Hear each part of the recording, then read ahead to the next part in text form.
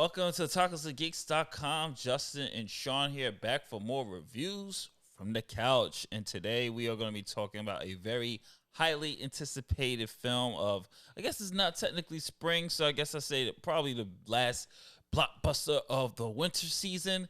Today we're going to be talking about Dune Part 2. As always, we give you a brief synopsis, so without further ado, here we go. Paul unites with the Fremen while seeking revenge against the conspirators who destroyed his family. Facing a choice between the love of his life and the fate of the universe, he must prevent a terrible future only he can foresee. And just to give you a little quick backstory, we did get a screening to this yesterday, and we saw this film in a very different environment. We saw this, as you can look at my hat here, we saw this in 4DX in Times Square, which is now the largest 4DX auditorium in the world. And this thing has 296 seats. They can fit 296 people, fully motioned. And me and Sean are going to talk about a little bit of our experience with it. I was blown away, and this was actually the perfect movie to see and really experience this, just based off the way they had the sound production, the way when the ships were flying the battles. We'll get into a little bit of it. But first, my thoughts on Dune Part 2. It is a step up. It's a way improved sequel to this. A lot is going on. Of course, the spoiler free.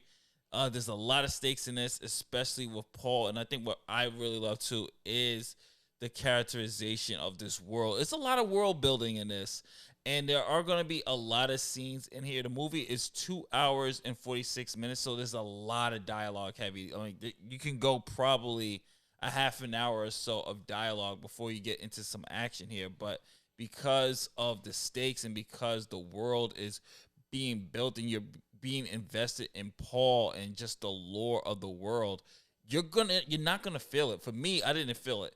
And especially with the 4DX presentation of it, it definitely kept me on my toes, because there's even things when it was just like fighting and you feel your seat was rumbling, or just even walks, or even when they're in the sand and you just hear the thud, thud, thud, thud. And my seat was just rocking back and forth. So I think that the 4DX really just enhanced the experience. But I want to pass it to Sean real quick to give his thoughts, and then we'll get back into a little bit more of our experience with the film.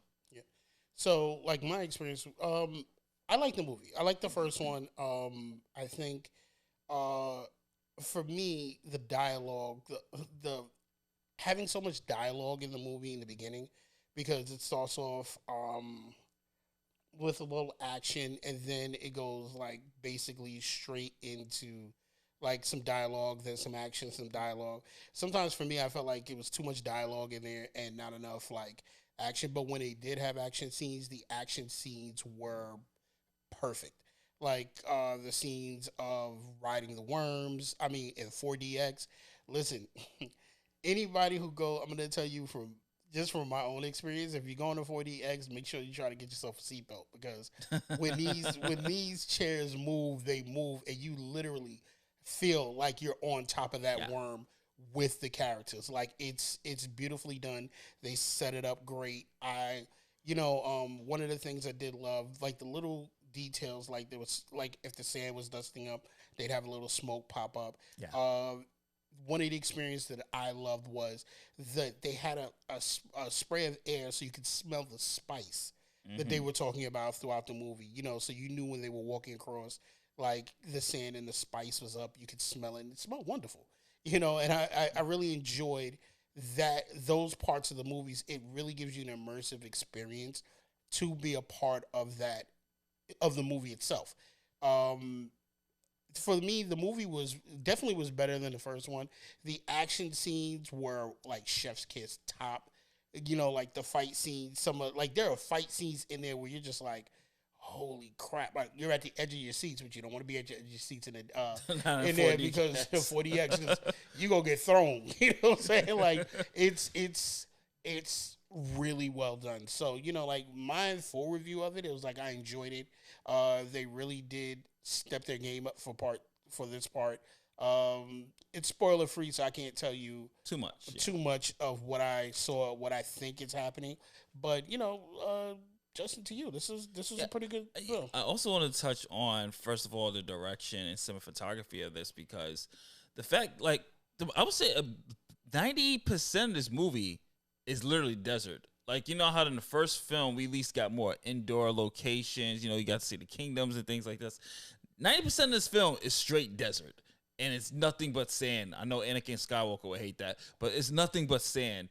And the way they were able to just keep just the same location, but make it feel new, but just with the cinematography and the way it's shot, it's just like, okay, we have 2 hours and 46 minutes of this location where it's like little bits and pieces of variety when we go indoors or go to a different location, but they were able to show not only just the threat of the desert and just the way that environment also became a character in itself. They did a really good job of that. Also have to give praise to Zendaya because she kills it again. And she has a lot more to do in this film compared to the first one. We get a lot more of the Fremen people. We get to see a lot more of her relationship with Paul. That whole dynamic works very, very well. Really great chemistry with this. Batista's in the film. He does a great job as well. He was very menacing when he was on screen.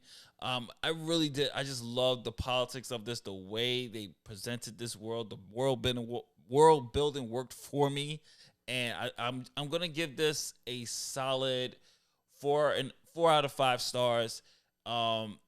Just for the movie, but if you're gonna see this, I will say the definitive experience you definitely have to try out for DX if it's in your state.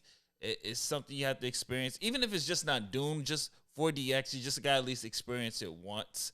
The best way I could say is just like you're on one of those. I'm say this is for my New Yorkers who grew up in the early 2000s in the 90s, back when we had Seaport and they used to have, I forgot what they used to call that, Sean. The roller coaster simulators. Yeah, the roller coaster simulators. It's literally like that, only now you actually have some sound enhancements, you have smell enhancements in there. You get to feel like the fire, you can feel some of the flames, like they'll turn up the heat a little bit. Fight scenes when I'm not sure Sean did it, but like there was one scene where Paul was fighting and he got kicked. My chair kicked me. I felt something like poking me back. I was like, oh, okay, I guess I'm feeling that shot right there. But it was very immersive, very, very well done. Movie was great. Definitely check this one out. I'm gonna give pass it to Sean to give his final rating.